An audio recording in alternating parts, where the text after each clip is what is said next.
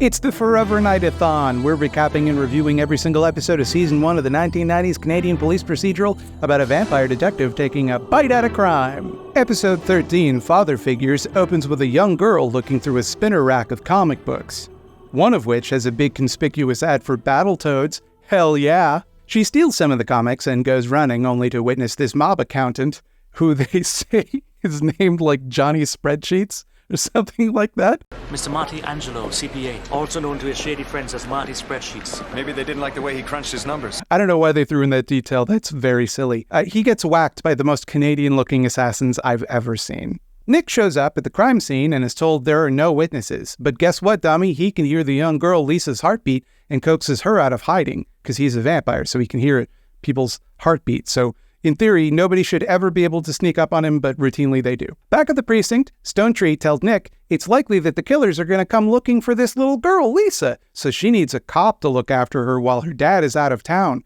working on the oil rigs, which is a thing a bad father would do, going out of town to provide for his child. Sir, you have ruined your daughter's life. Obviously, the only man for the job is the weird childless bachelor. Who else are you going to get? This causes Nick to flash back to the days of the Blitz, where he, Jeanette, and Lacroix took in a young orphan boy, a little street urchin who they all grew fond of, named Daniel. And I say they all grew fond of, but obviously Lacroix didn't. Nick and Jeanette did, but Lacroix seemed weirdly resentful of this child, and I'm sure that'll be fine. I'm sure nothing bad is being foreshadowed with that. I can foresee no way that situation could quickly become untenable. Nick is uncomfortable looking after Lisa, and she is, of course, precocious and immediately very invasive. They talk about comic books, and Nick, the homicide detective who is also secretly a centuries-old vampire using his supernatural powers to dole out justice and fight crime, assures her that real life is nothing like a comic book. Just then, they're attacked by the killers, who manage to get a bullet in Nick's shoulder before driving away. When they get back to his apartment, Nick calls Natalie over to remove the bullet and Skanky over to help him look after Lisa. Is this your fortress of solitude? Yes, solitude's a good word. Yep. Yep, that's, I think, the comparison any comic book fan would make in that situation. This dark industrial setting where the brooding nighttime hero rests is just like the Fortress of Solitude. Can't think of any more apt comparison there. Hey, how you doing? Boy, you are looking mighty, mighty fine.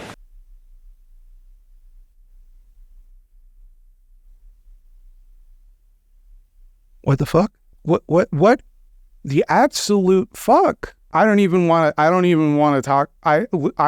So Natalie removes the bullet and observes that the wound is not healing right away, suggesting that Nick's powers are weakening and he's perhaps becoming more human. Skanky offers to teach Lisa how to play poker, but guess what, dummy? She sharks all of his money. She already knew how to play poker. She's better at it than him. Of course she is. Of course. How else would that end? The next morning, Lisa tries to wake Nick from his dark slumbers, and he won't wake. So she reflects light into his eyes. You know that thing you do where you shine light in someone's eyes, like bounce it off of something? And fucking blinds him. I'm blind!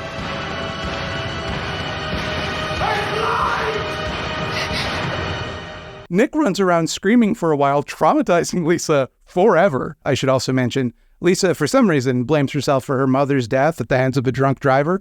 Don't know how she figures that, but that's her arc, I guess. So thinking that she's responsible for Nick getting injured is doubly traumatic for her. It fits with the pattern of her believing that she is responsible for every bad thing that happens in the world. She also thinks she's responsible for the accountant getting killed. Also, one more problem, the hitmen are there to finish her off. Another fine mess you've gotten yourself into, Nick.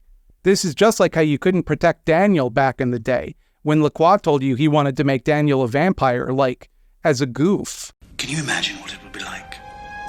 Think of it, Nicholas. His body arrested at such a precious age. Youth eternal.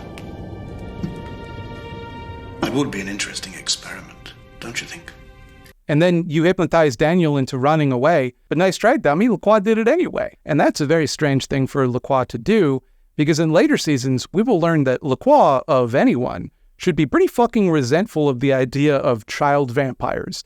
That should be a really big deal for him, for reasons that will make sense 2 years from now when we discuss season 3. Nick flies around and beats up the bad guys, and Lisa's like, oh, cool. That's cool that you did that. I'm going to tell everyone I saw this. And Nick's like, yeah, don't. Please don't. And she's like, too bad, bitch. I'm gonna. So he hypnotizes her, as he always has the power to do to anyone. Later, they will establish that some people are naturally immune to vampire hypnotism, but they really should lay down some stronger rules for how this works. They are very loosey-goosey with when people can and cannot be hypnotized and for what. Anyway, Lisa's safe, and guess what? Also, her dad's not going to go away for work anymore, because Skanky lectured him about teaching her poker.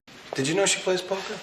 You know, I know this is none of my business, Mr. Cooper, but that is not good stuff to be teaching your kid. How would you like Cincinnati Skanky to show you the fine art of poker?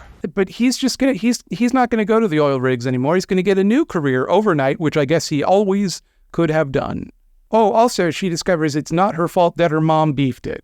So her mental health is safe forever. And Natalie's like, hey, Nick, whatever happened with Daniel? And Nick is cut off before he answers, leaving that little plot thread dangling, which is too bad because we're never going to find out. Seems like kind of a waste. Seems like there is more story there. But Daniel, it just never shows up again. And he's not around now, which I would like to know what happened, but, we're not gonna. And I'd like to thank the people who will forever be my knights over at patreon.com/scaredycats. In particular, I'd like to thank Verbena, Cooper Holmes, Joe McClory, Liz Widow, Maston Ginger, James Garford, C.H. Phillips, Gideon, Charlotte Hollingsworth, Devin Kaler, Spooky Heather Sylvia, and definitely Todd. And I, Bobby Duke, the star of the channel, would like to thank the following people who is also the stars of the channel on account of their support on patreon.com/scaredycats.